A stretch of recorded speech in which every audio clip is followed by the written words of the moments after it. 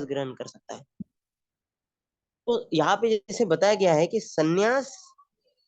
संन्यास एक उम्र के बाद लेने, जैसे प्रभुपाद जी भी बहुत बार कहते हैं संन्यास ग्रहण करना चाहिए 50 की उम्र के बाद में।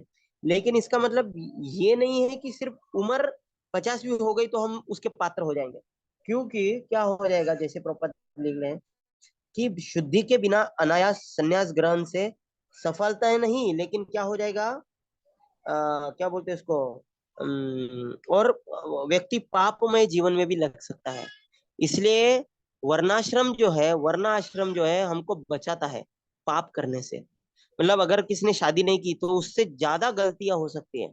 हम्म लेकिन अगर वो शादी नहीं करे, लेकिन अगर ब्रह्मचारी है, लेकिन फिर वो उसको क्या करना चाहिए, पूर्ण रूप से ब्रह्मचारी होना चाहिए। मतलब ब्रह्मचारी आश्रम में रहना चाहिए, गुरुकुले ब्रह्मचारी गुरुकुले वसंतो गुरुर्हितम, ऐसा नियम में रहना चाहिए। उसी तरह से गृहस्थ है तो पूर्ण तरह से गृहस्थ होना चाहिए, उसके नियम पालना चाहिए। तो वानप्रस्थ है तो उसके नियम पालना चाहिए। तो क्या बोलते हैं उसको, बिना शुद्धि से ज्ञान मार्ग में क्या होता है, ज्ञान मार्ग में शुद्धि संन्यास से नहीं होती। लेकिन जब भक्त इसलिए हम देखते हैं कि इस्कॉन में भी हमारे भक्त जब संन्यास भी लेते हैं, मतलब संन्यास मतलब ब्रह्मचारी जब लेते हैं, तो ऐसा नहीं कि मंदिर में जाके बैठ जाते हैं। अगर आपने ब्रह्मचारी अगर शांत मंदिर में जाके बैठ जाएंगे तो कुछ ही दिनों में पाप बढ़ जाएगा, पाप करने लगेंगे। हाँ? लेकिन वो कुछ ना कुछ तो भगवान की सेवा करते रहे। जितना हम हमारे इंद्रियों को भगवान की सेवा में करते रहेंगे, उतनी हमारी इंद्रियां पाप की तरफ नहीं दौड़ेंगी। क्यों?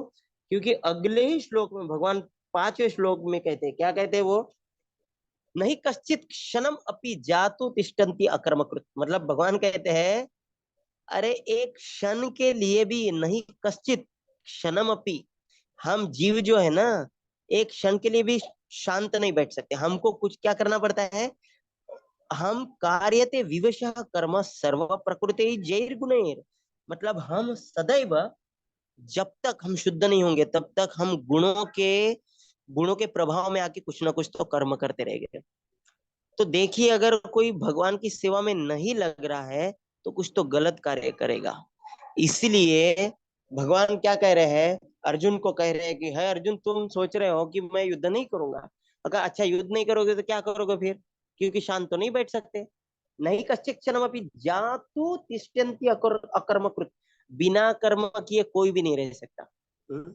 इसीलिए भगवान इसलिए कहते हैं तावत कर्माणि कुर्वीता जावत श्रद्धा न, मतलब भगवान कहते हैं कि जब तक मेरी कथा में श्रद्धा नहीं आती है तब तक भक्त को जो है, तब तक कोई भी व्यक्ति को ये नहीं छोड़ना चाहिए, क्या नहीं छोड़ना चाहिए, कर्म नहीं छोड़ना चाहिए। ऐसे कहते हैं भक्त, भगवान कहते हैं। इसलिए हमको पहले श्रद्धा देनी होती है किसी को भी, हम श्रद्धा जैसे मिल गई तो आगे के कार्य करें।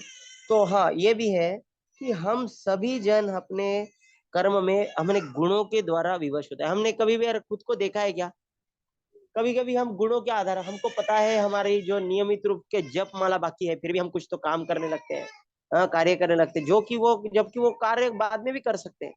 लेकिन भक्तों के जीवन में भक्ति में प्रगति हम कैसे करते हैं, ये मेरे लिए खुद के लिए ही है। मैं मैं गुरु महाराज, मैं जो कुछ सुना हूँ उसको मैं बस फिर से मैं खुद के लिए चिंतन कर रहा हूँ कि हम जो है भगवान, मतलब हम भक्ति में प्रगति उतना ही करते हैं जितना हम भक्ति कार्यों को प्राधान्य कितना देते हैं। हम्म? हम हर समय पहला प्रश्न ये पूछना चाहिए, क्या मैं ये करने के पहले क्या मैं भगवान का श्रवण करूं, जप करूं या वाचन करूं, क्या ये मैं चीज बाद में कर सकता हूँ क्या, मतलब उसको, भगवान को हम कितना पहले प्राधान्य देते हैं इसके ऊपर है। तो ये जो है इसलिए भगवान जो है कह रहे, और प्रभुपाद जी इधर बहुत सुंदर श्लोक कोट करते हैं। कौन सा 5वें श्लोक में, बहुत ही श्लोक फेमस है प्रभुपाद जी के हर प्रवचन में, मतलब बहुत सारे प्रवचन में आपको सुनाई देगा। कौन सा, त्वक्त्वा स्वधर्मं चरणाम्बुजं हरेर् भजन् न पक्वो तपते ततो यदि यत्र क्वभद्रं न भूदमुष्य किं को वार्थ आप्तो अभजताम स्वधर्मतः। नारद मुनि, इनको कहते हैं, किनको कहते हैं, व्यासदेव जी का और नारद जी का जो संवाद है, पांचवे पांचवे पहले स्कंद के 5वें अध्याय में, इसमें ये श्लोक आता है। नारद मुनि कहते हैं कि अरे अगर कोई अपने स्वधर्म को मतलब जो कोई वर्णाश्रम से धर्म मिला है वो अगर अच्छी तरह से भी करता है तो उससे क्या लाभ होगा। लेकिन उससे अच्छा अगर कोई भक्त है, कोई भक्ति में जुड़ गया, हाँ, लेकिन कुछ समय के बाद अगर गलती से छोड़ भी दिया तो भी नुकसान नहीं है। क्यों? क्योंकि वो एटलीस्ट उसके आत्मा को कई कई जन्मों के लिए आगे बढ़ा रहा है। लेकिन केवल ऐसे ही कर्म करते रहते हैं कि उससे कुछ फायदा नहीं होगा, ऐसा कह रहे। अब ये भी श्लोक, हरे कृष्ण, सुंदर है। छठवां श्लोक। कर्मेन्द्रियाणि संयम्य यास्ते मनसा स्मरन् इंद्रियार्था विन इंद्रियार्थान विमूढ़ात्मा मिथ्याचारस्य उच्यते। देखिए, अब तक भगवान दूसरे अध्याय में बहुत बार बोल रहे थे कि इंद्रियों को नियंत्रण करना है, इंद्रियों को पूरी तरह से पकड़ के रखना है। लेकिन अभी इधर भगवान क्या कर रहे हैं, क्या कह रहे हैं, जो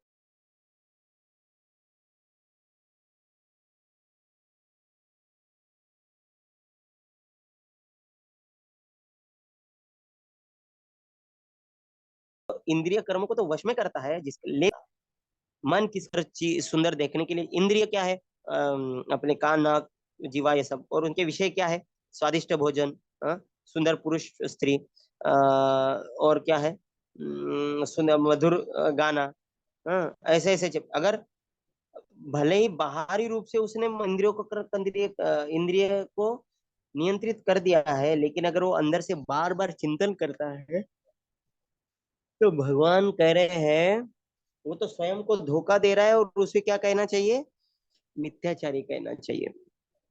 तो अभी प्रश्न आएगा, तो हम भक्त फिर अभी अभी तो नए नए हैं, हम भी तो इंद्रियों को नियंत्रण करने का प्रयास कर रहे हैं, लेकिन कभी कभी मन में तो विचार आता है, तो क्या हम भी मिथ्याचारी हो गए।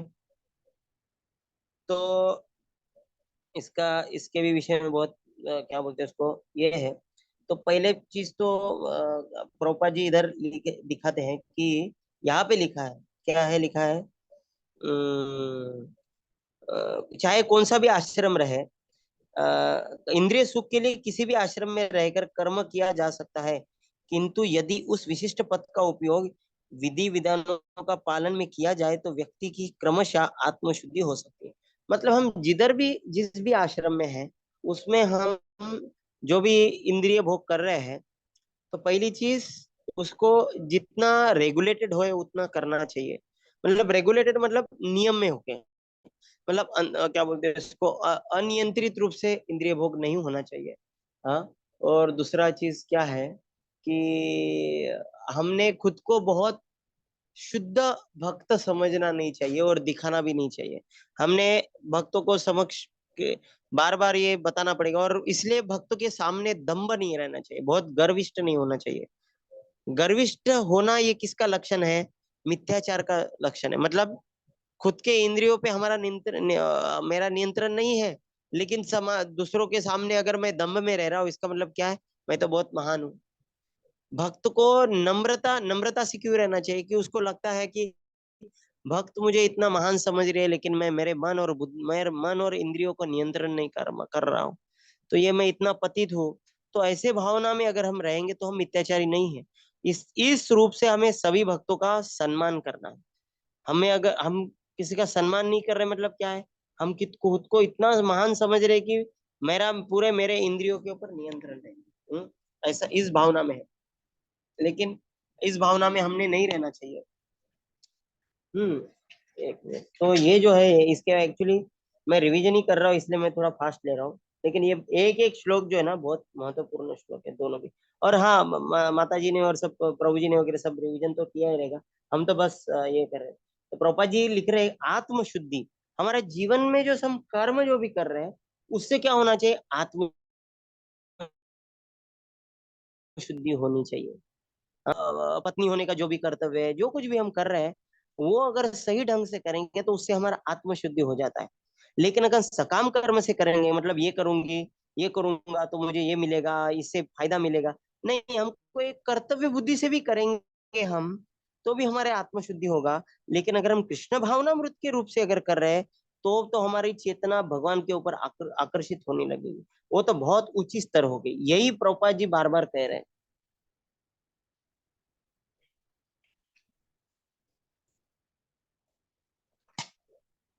ये दो श्लोक जो है, पांचवा और छठवां, ये बहुत महत्वपूर्ण श्लोक है। ये अगर हम दो श्लोक समझ में आ जाएंगे तो हमें सर्वसामान्य जीवन कैसा जीना है, क्यों लोग क्या कर रहे हैं, इसमें समझ में आ जाएगा।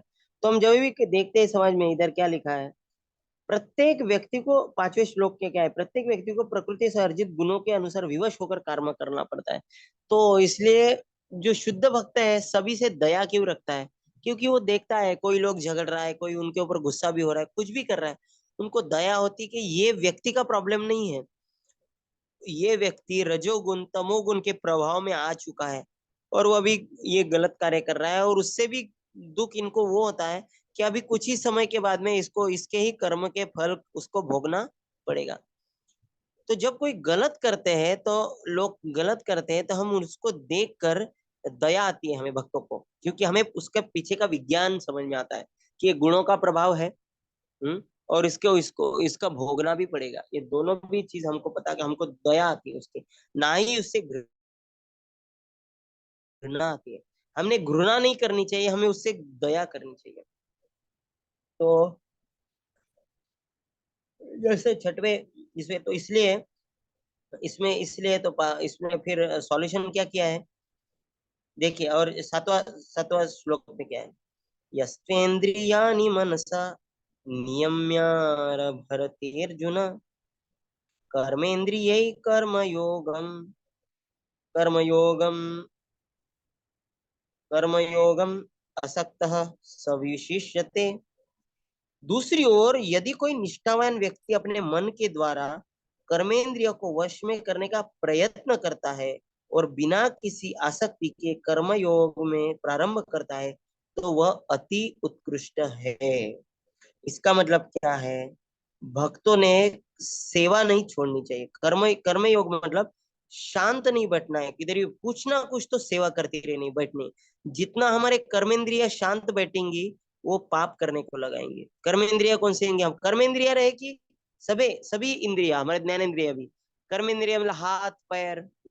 हमारे हाथ पैर हमेशा कुछ ना कुछ तो सेवा करते रहनी चाहिए। अगर ज्यादा तो क्या है, वो पाप करने को लगाती है। हमारी इंद्रिया भी हो, जो कान नाक ये सब जो है, बार बार हमको गलत चीज, ये हमको बहुत बुरी जगह पे क्या बोलते हैं उसको, वो क्या है, शरीरा विद्या जाल जडेंद्रिय ताहे काल जीवे फेले विषय सागरे। भक्ति ठाकुर हम रोज क्या कहते हैं महाप्रसाद गोविंद में, शरीरा अविद्या जाल, ये पूरा अविद्या का जाल है। जड़ इंद्रिय ताहे काल, और जड़ इंद्रिय ना व्यक्ति को, जीव को उस नरक में भेजेगा। सभी जड़ इंद्रिय हमारे, सभी कर्मेंद्रिय और ज्ञानेन्द्रिय, सभी इंद्रिय। लेकिन भगवान कह रहे हैं भक्त का क्या गुण है, पहला गुण है वो तो पहली चीज उस मन और इंद्रियों को नियंत्रित करने का प्रयास करता है, और सभी इंद्रिय भगवान की सेवा में लगाता है। हमेशा कुछ ना कुछ श्रवण करते रहना चाहिए, हमेशा कुछ ना कुछ भगवान की फोटो, भगवान के दर्शन लेना चाहिए। हाँ, और भगवान के विषय में सुनना श्रवण करना, ये सबसे महत्वपूर्ण है। श्रवण कीर्तन ये हमारे भक्ति का और हमारे जीवन का मूलाधार होना चाहिए, मतलब नीचे का बेस होना चाहिए। हम्म भगवान कह रहे वो तो अति उत्कृष्ट है। इसकी और एक मिनट, प्रभुपाद जी का ये भी स्टेटमेंट बहुत फेमस है, कौन सा, चार्लेटी,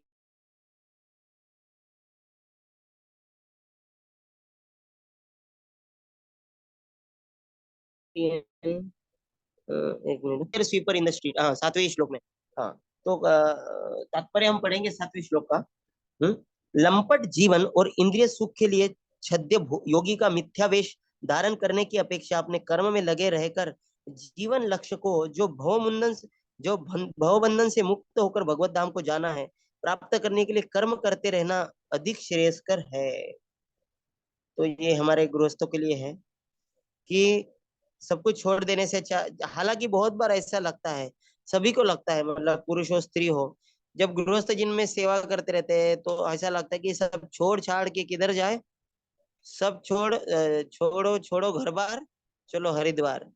इधर भगवान इस विषय को बहुत बार कह रहे हैं कि मत करो मत करो मत करो, क्योंकि वो जो गृहस्थ जीवन जो है, हमको जो जिम्मेदारी है अभी, बच्चे होंगे, बीवी को संभालना है, या स्त्रियों को पति को संभालना है, बच्चों को संभालना है, ये सब हमें कभी कभी ऐसा लगता है कि ये फालतू भव बंधन है, ये सिर पे एक बोझा है। इससे अच्छा तो कि सब छोड़ के मैं भगवान की सिर्फ केवल भक्ति करूं। तो ये जो वैराग्य का उत्पन्न हो रहा है, वो भक्ति की वजह से वैराग्य उत्पन्न नहीं हो रहा है। ये किसके वजह से उत्पन्न हो रहा है? ये आलसीपन, और एक क्या बोलते हैं उसको एस्केपिज्म बोलते हैं, मतलब भागने की। जैसा बोल रहे जैसे ही छोटे बच्चों में दिखता है, जैसे कोई परीक्षा आने लगती है, को बच्चे बोलते हैं नहीं नहीं मेरा पेट दुख रहा है, मैं परीक्षा में नहीं जाऊंगा। उसी तरह से हमारा भी ऐसा ही जीवन है। क्या है? हम बोझा नहीं लेना है, हम कुछ जिम्मेदारी नहीं लेना है। हाँ, भक्तिमय कार्य में भी देखते हैं कि कुछ कुछ भी सेवा रहे, तो जो सेवा में जवाबदारी जो लेता है ना, उतना ही। प्रभुपाद जी लेक्चर में कहते हैं, advancement in Krishna consciousness is directly proportional to the responsibility one takes in guru's mission. गुरु के गुरु के आदेशों पर जो जितने सेवाओं के लिए जिम्मेदारी लेता है, उतना ही भक्त प्रगति करता है। प्रगति के लक्षण क्या है? कौन सा भक्त ज्यादा जिम्मेदारी लिया है? मतलब हर एक जिम्मेदारी होती है ना जिंदा, मतलब बड़ी बड़ी नहीं, ये तो वैयक्तिक में भी, जीवन में भी हो सकता है कि चलो हमने जिम्मेदारी ली नहीं है, मेरे को 16 माला कंप्लीट करना है, मेरे को रोज प्रभुपाद जी की किताब 1 घंटा पढ़ना है, श्रवण करना है। ये हो गई जिम्मेदारी, ये खुद के भक्ति की जिम्मेदारी। और प्रभुपाद जी और संस्था के लिए, मिशन के लिए, भक्ति में सभी एक समाज के लिए, भक्त समाज के लिए भी सेवा करना, ये भी एक जिम्मेदारी होती है। ये जिम्मेदारी जब हम लेते हैं, तब हमारा मन, और मैं एक दूसरा लेक्चर सुन रहा था, मैं सुन रहा था कि महाराज जी कह रहे थे, मैं पूरा वो कह रहे थे, पूरा मेरे विश्व में जहां जहां पे भी घूम रहा हो, वो कह रहे हैं कि उन्हीं भक्तों को मन के प्रॉब्लम हो रहे हैं जिन्होंने कुछ गुरु के मिशन में कोई जिम्मेदारियां नहीं ली है। मतलब कुछ ऐसा जिम्मेदारी नहीं ली कि मैं ये करना करता हूँ, मैं ये कुछ तो भगवान के लिए करता हूँ। मतलब गुरु के लिए, मिशन के लिए कुछ तो जिम्मेदारी लेना पड़ता है, प्रभुपाद जी के मिशन के लिए। तब क्या होता है? हमारा मन उधर व्यस्त रहता है। नहीं तो खाली दिमाग, कहते हैं ना, खाली दिमाग जो है शैतान की खोपड़ी, वैसा ही है। Idle mind is devil's workshop, ऐसे कहा जाता है। तो यहाँ पे जो है प्रभुपाद जी कह रहे हैं, प्रमुख स्वार्थ गति तो विष्णु के पास जाना है।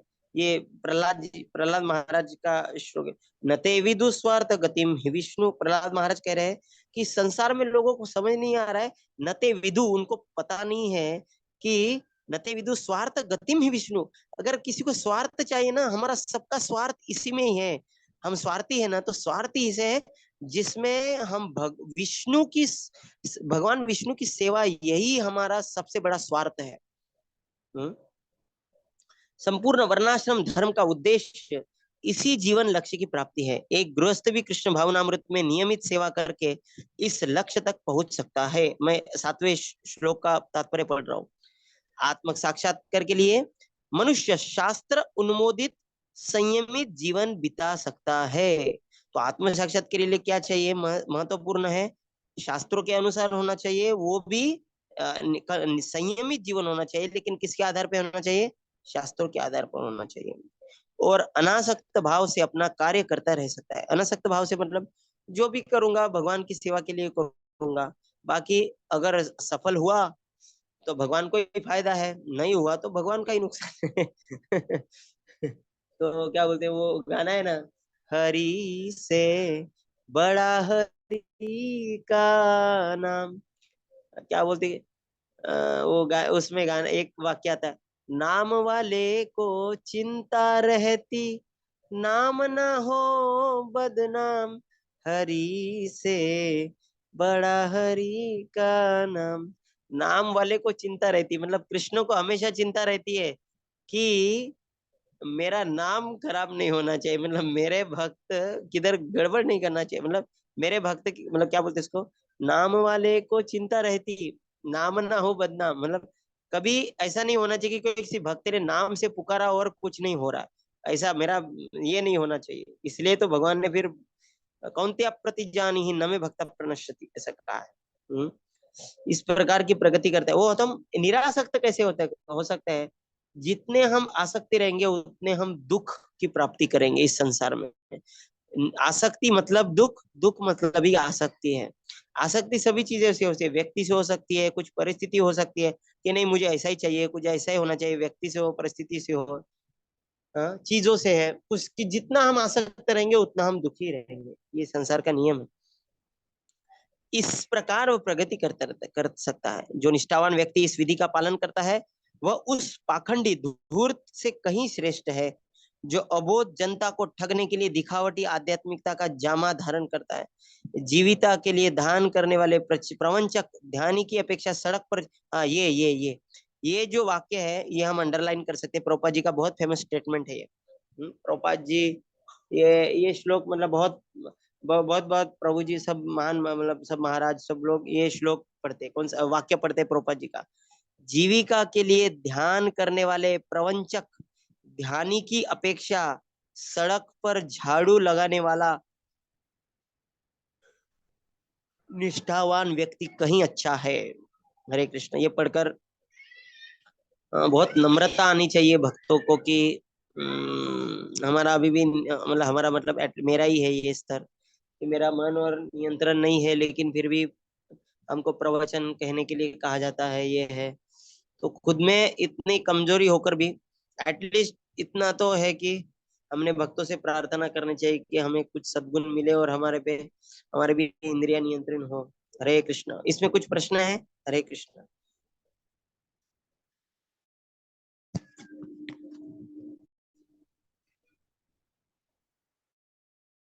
हरे कृष्ण। हो गया माता जी। हेलो। कोई प्रश्न है तो कर सकते हैं माता जी। है प्रश्न? नहीं। विष्णु प्रभु जी आपको दिखाई दे रहा है, सुनाई दे रहा है क्या? आपको सुनाई दे रहा? हरे कृष्णा। हरे माइक ऑन। कृष्णा माता जी। हाँ अब आ रहा है आवाज।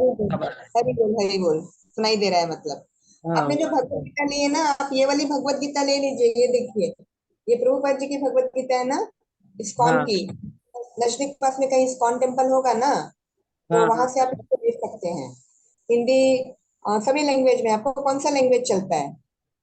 हिंदी और संस्कृत। हाँ, तो हिंदी में मिल जाएंगे। आप अपने इस्कॉन टेम्पल पे जा करके पूछ सकते हैं। अभी फिलहाल मेरे पास ये है हाँ, वो तो पता गीता नहीं कौन सी प्रिंट। है, लेकिन हम यहाँ पर ये जो क्लास कर रहे हैं ना, ये इस्कॉन की भगवत गीता जो कि प्रभुपाद जी द्वारा लिखित है, वो गीता हम पढ़ रहे हैं यहाँ पर। तो आप ये वाले ले लीजिए। ये मूल है, इसमें केवल संस्कृत है।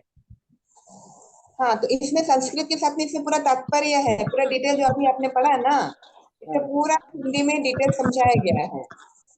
तो ये आप पढ़ेंगे तो ज्यादा आपको फायदा होगा। एक एक प्रभु जी, शब्द के अंदर meaning बताया प्रभुपाद जी ने। प्रभु जी दिखा रहे हैं माता जी, वो खाली श्लोक श्लोक है। हाँ मूल है, केवल श्लोक है इसमें। हाँ हम हाँ समझ रहे हैं, वो खाली श्लोक वाला है, उसमें आपको समझ में नहीं आएगा, तो ये पढ़ेंगे ना तो इससे आपको समझ में आ जाएगा। एक तो मेरे कुछ पास और है, इसमें भी थोड़ा अनुवाद है। अच्छा, तो थोड़ा ये अनुवाद से हिंदी और काम नहीं संस्कृत के चलेगा साथ प्रभु जी, हमें पूरा अनुवाद चाहिए। और ले लूंगा। हाँ, तो ये बुक खरीद लीजिए, बेटर रहेगा वो आपके लिए। खरीद लूंगा। जी जी जी, हरि बोल। तो कोई क्वेश्चन नहीं तो हम एंड करें प्रभु जी। हरे हाँ कृष्णा। हाँ। हरे कृष्ण। यस माता जी, एंड कर सकते हैं। जी जी जी, प्रभु जी थोड़ा एक थोड़ा दर्शन को एक्सप्लेन कर देंगे क्या अच्छे से? दर्शन, दर्शन शास्त्र। कहाँ पे कौन सा श्लोक माता जी? जी, इसमें दिया है ना दर्शन, कहीं तो है ना प्रभु जी। हाँ वो जो सेकंड मैं, में। हाँ हाँ हाँ, तीसरे श्लोक के इसमें बीच में ना, वो हाँ जी। महत्वपूर्ण वाक्य। हाँ, ये मतलब दर्शन है तो सही, समझ में तो आता है, लेकिन फिर भी इसको प्रैक्टिकली जैसे हम एग्जाम्पल के थ्रू अगर समझाना चाहें कि दर्शन शास्त्र क्या होता है, तो हम इसको कैसे समझाएंगे एग्जाम्पल के थ्रू? वो दर्शन प्रभु जी उस दिन बता रहे थे ना, 6 दर्शन। हमारे प्रभुपाद जी का भी दर्शन में ये है, नाम है नाम प्रभु जी। तो माता जी ये कैसा है, प्रोपा जी जी यहाँ पे वो आप तीसरे श्लोक के जी जी जी वो बीच पर वो तीसरे श्लोक के इसमें बता रहे ना, वो दर्शन विहीन जी। हाँ धर्म हाँ हाँ। मात्र भावुकता, ये वाक्य को समझा रहे। जी जी, मतलब ये दर्शन में अच्छा होता अच्छा। क्या है? अगर हम दर्शन को सिर्फ दर्शन को समझना चाहें तो हम इसको कैसे समझे? हाँ समझ गया। तो दर्शन ये दर्शन मतलब क्या है माता जी? दर्शन का अर्थ है फिलोसफी। फिलोसफी मतलब सिद्धांत। हाँ सिद्धांत सिद्धांत मतलब देखिए, हम जो भी कर रहे हैं, जैसे देखिए अभी हम इस्कॉन में अभी क्या कर रहे हैं, रोज आरती करते हैं, है ना, गुरु की पूजा करते हैं, भगवान की पूजा करते हैं, ये हो गया धर्म, रिचुअल, मतलब ये तो एक क्रियाएं हो गई। हम जो जैसे हमने क्या किया। और जब हम प्रवचन सुनते हैं वो है दर्शन। प्रवचन में भी जो है दर्शन होना चाहिए। दर्शन मतलब सिद्धांत। सिद्धांत मतलब हम शरीर नहीं है, आत्मा है। ये पहला पॉइंट होना चाहिए। दूसरा पॉइंट एक है, मतलब हमारा स्वरूप के बारे में। दूसरे पॉइंट होना चाहिए इस संसार में माया क्या है, मतलब हमारे, मतलब किस, कौन सी चीज क्या बोलते हैं उसको, इसको बोलते हैं तत्व। तत्व कौन से? सत्व तत्व, पर तत्व, भक्ति तत्व, मतलब ये सब तत्व हो गए। मतलब भक्ति क्या है, भक्ति क्या नहीं है, भक्त क्या है, भक्त क्या नहीं है, भगवान कौन है, भगवान कौन नहीं है। तो मैं नहीं तो हम बहुत कुछ भ्रमित हो जाएंगे। इस विषय की चर्चा, इसको कहते हैं सिद्धांत माता जी।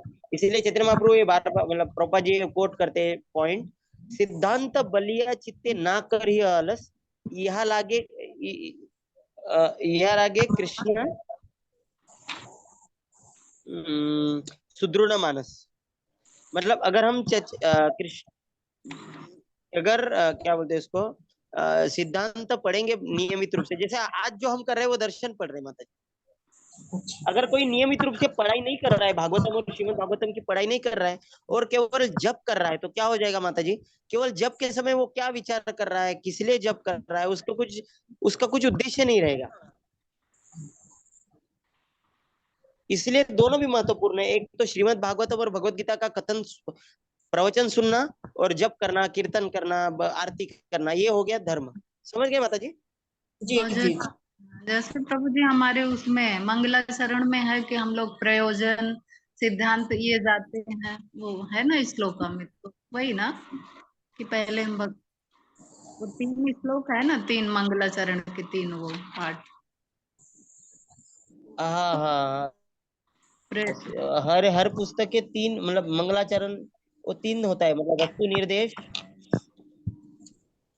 उसको भी हम बेसिकली यही यही मतलब उसका, मतलब सारांश यही है कि भक्तों ने सिद्धांत भी सुनना चाहिए। केवल कथा अगर सुनेंगे हम, तो कथा सुनने से नहीं होगा।